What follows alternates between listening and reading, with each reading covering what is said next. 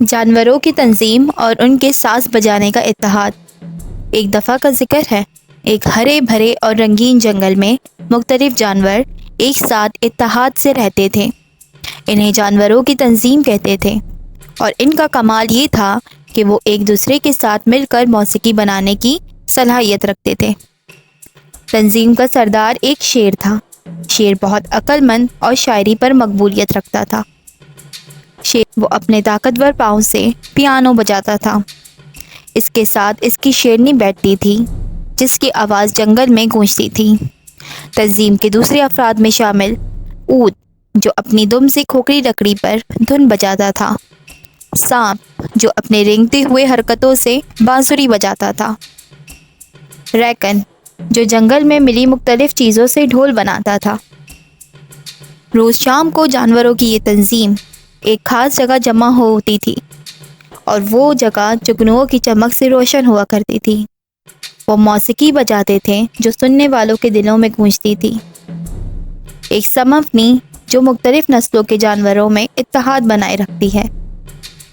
ایک دن جنگل میں ایک نیا جانور آیا۔ اس کا نام زارا تھا، ایک چھوٹی سی زیبرا جو اپنی فیملی کو ڈھونڈتے ہوئے گم ہو گئی تھی۔ وہ کی موسیقی سے بہت متاثر تھی اور چاہتی تھی کہ وہ بھی ان میں شامل ہو جائے۔ شیر نے زارا کو خوش آمدید کہا۔ انہوں نے زارا کو سمجھایا کہ تنظیم میں اتحاد ہر جانور کی مختلف کوششوں سے آتی ہے۔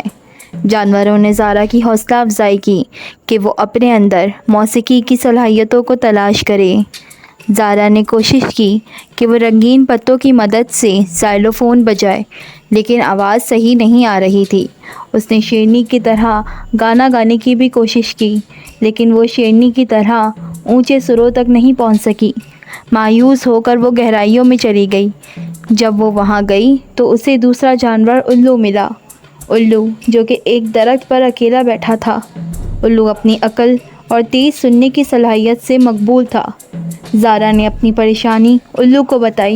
الو نے اس کی مدد کرنے کا فیصلہ کیا۔ مل کر انہوں نے دریافت کیا کہ زارا کے اندر تال بنانے کی صلاحیت ہے۔ جب وہ چلتی اور ناچتی ہے تو اس کے سیاہ اور سفید لکیروں سے زمین پر ایک خاص انداز کے نقش بن جاتے ہیں جو دھن کی مصوری کو پیش کرتے ہیں۔ زارا خوش ہو کر جانوروں کی تنظیم میں لوٹ آئی، اور وہ اونٹ اور سانپ کے ساتھ موسیقی میں شامل ہوئی۔ جنگل نئی اور بصارت والی آواز سے زندہ ہو گیا۔ جانوروں کو یہ بات سمجھ آ گئی کہ ہر جانور کے پاس اپنی اپنی ایک مختلف صلاحیت موجود ہوتی ہے، اور اصل اتحاد ان صلاحیتوں کو قبول کرنے سے ہوتا ہے۔ جانوروں کی تنظیم کی موسیقی زارا کے شامل ہونے کے بعد اور بھی جادوئی ہو گئی تھی، اور ان کی یہ موسیقی دور دور تک مشہور ہو گئی تھی، اور اس طرح جنگل کے دل میں جانوروں کی سریلی آواز گونجتی رہی، جو سننے والوں کو یاد دلاتی کہ موسیقی اور زندگی کی خوبصورتی مختلف آوازوں کے اتحاد میں ہے۔